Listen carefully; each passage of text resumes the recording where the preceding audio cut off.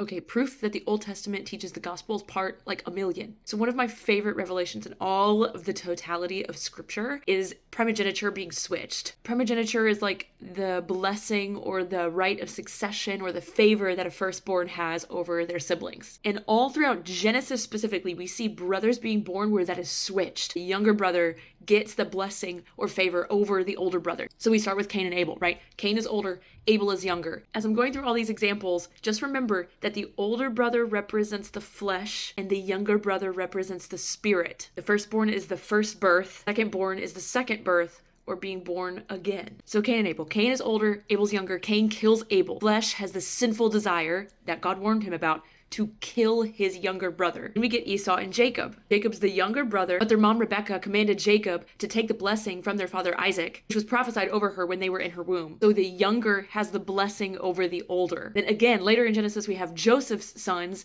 Ephraim and Manasseh. Grandfather Jacob switches his hands when blessing them, so again, the younger has the blessing and the favor over the older. It's just so crazy because in most of these examples, there's like jealousy and tension between the brothers, in the same exact way that there's jealousy and tension with the flesh and the spirit. It's also pretty cool to note that the younger brothers are the ones that carry the lineage leading to Jesus. And that's where we have this conversation about the first Adam versus Jesus being the second Adam, or the redemption of humanity. So we have Adam in his sinful flesh, or the firstborn, if you will. And we have Jesus as the second Adam, or the new representative of humanity, who represents the spirit. So this is why you need to be born again. We are first born into this earth, we are born into flesh. Our fleshly desires are sinful. Paul says straight up, the flesh will always desire the things of this world, but the spirit will always desire the things of God. When you give your life to Jesus Christ, you are born again. You go from being Cain to then being Abel. Oh, by the way, I said before that the lineage of the younger brother is where Jesus came from. Well, obviously, like Abel had died, but his lineage was redeemed through Seth, born later, so I thought that was kind of cool. If you have not given your life to Jesus Christ and you are not born again, you are still living in the flesh and you cannot please God. But if you have given your life to Jesus, then you have the Spirit of Jesus living inside of you and you are now children of God. And that's how the Old Testament preaches the gospel.